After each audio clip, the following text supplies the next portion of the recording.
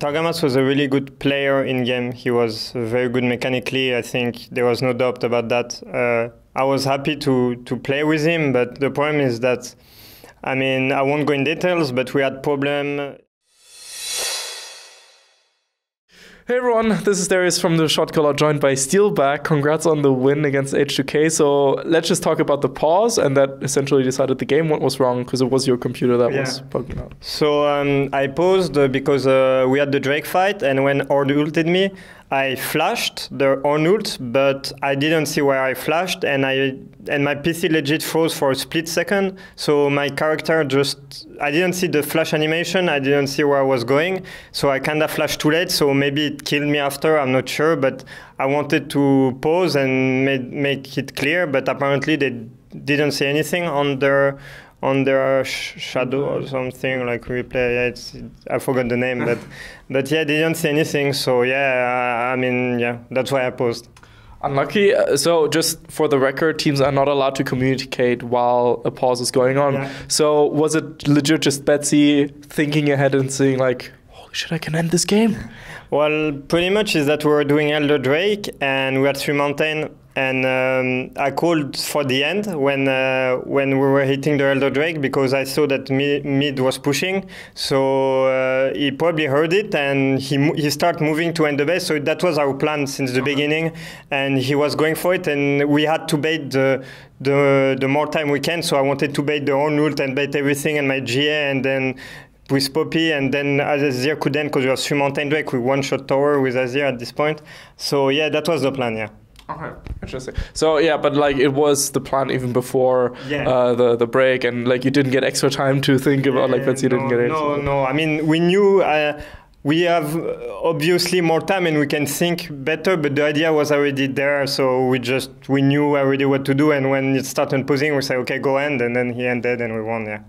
Fair call. Now, as an ADC, this current meta must feel interesting, to say the least. Yeah. You still got to play Lucian, but normally we don't see as many traditional marksmen anymore in the bot lane. How do you adapt as a player? Well, it's the first time that I've been playing League since the beginning, and it's the first time I see actually that ADC just got probably like almost removed. And well, when you main AD and you train so many years, and I enjoy playing League because I love playing ADC. That's why I play League actually. Without ADC I wouldn't play. And when it got removed, I was a bit sad because that's a whole category that is getting removed. I think it's not that good, but how you adapt is that you need to train new champs.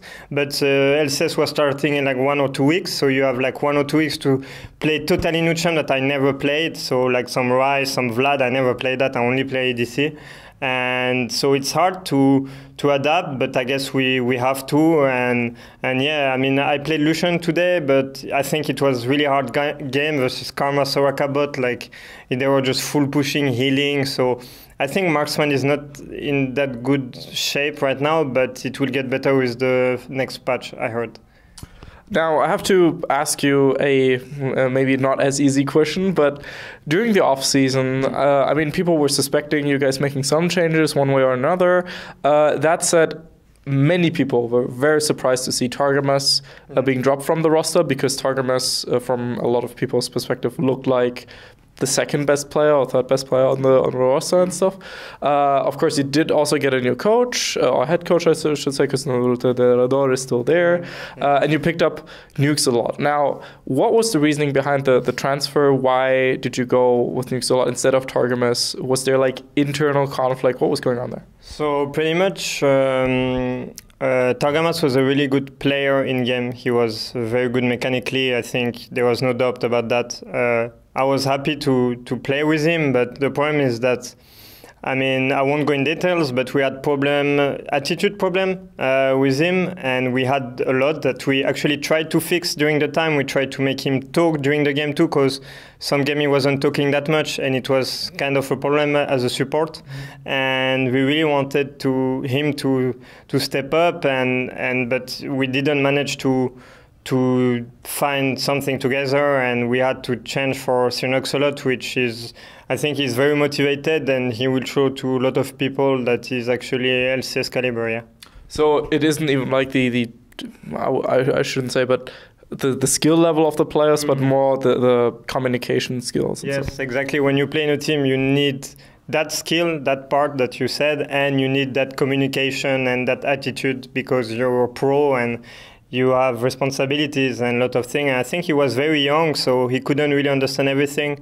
So I don't blame him too much. I hope he will do.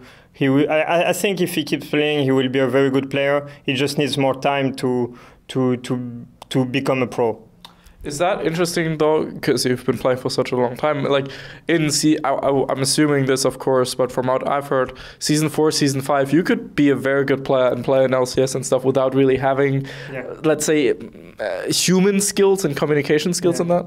Yeah, well, I think back then it wasn't as far than now. I think now it got like really better and deeper, and there is more coach, there is more things around. So you have to become always better than the other team, and you need communication. And I think at the beginning people were not saying it, but now that you see it, is that if a team communicates well and the other doesn't communicate well and they have the same skill level, the one that communicates well will win, because it's a lot more about communication now, because the skill gap between players are getting really smaller because the game is getting older. So it's really more about how you play as a team right now. So communication is really needed. Yeah, I mean, I just got to talk to Yamato Kennedy. He also said that, players just simply got a lot better over the years. The diamond player of today is essentially as good as a challenger player from 2 or 3 seasons ago. Yes, definitely. Like the whole server got better, and that's what will happen when there is competition, is that you always strive to be the best. So the one will push the other one, and then it will keep going like that. And I'm quite happy that it's going very, very far right now. It requires a lot of things to be pro now. I remember back then when I started being pro, it wasn't as there wasn't like fixed schedule and everything, and now it's very strict, and you have to wake up at a certain time, you have to eat like a certain way of things, because otherwise you focus less, and you have to take care of all of these things, because otherwise you won't be on the same level as the guy that does it. So everybody needs to do that, and I think that's good. That's pushing the competition even further. Yeah. What do you think brought that kind of change? Because I feel like, from my outside perspective, of course, but specifically when Daler joined Fnatic and essentially, set schedules and said, like, because, he wasn't the greatest knowledge coach, but he had implemented a very high level of discipline into his players and regulation and stuff like that. Was that kind of the tipping point for you, at least, from your perspective? Well, at least for me, I was kind of following it. I wasn't following it as much because I was a very young player and I wasn't sure if it was working. I was like on my idea, and I was like, no, I'm not gonna do that, But obviously after, like, I was like, when I started doing it, I was like, I can't go back. Like, it's way better like that, and you feel better too. So it's like, I think, I feel definitely Daler like made a point, and I think a lot of people followed it. And now, like, pretty much every LCS teams does that because they just saw that it's better. And I'm sure we'll find out other stuff. And it's like it's football, It's like it got better, and then you have 10,000 coach, and then you have a bigger house, and then everything, because then players feel better, they have more space. I mean, it will be kind of the same. I think at the end is that you will have people that maybe massage you and stuff like that. So let's hope we get the massage soon. We'll see. I think we'll see a lot of sports psychologists come into esports first, and we also saw a lot of training, physical exercise rooms and gaming houses at this point. Maybe then we'll get like saunas and massages down the line. Speaking of football, any predictions on how France is going to do at the World Cup? Honestly, I was following football before, but now I really can't. I really hope they will win, though, but I'm not even sure who is the best right now. I mean, do you know? Or? I mean, we can't tell. I mean, Germany, I would say Germany is like rank 1, no, in UFA. Oh, yeah, officially.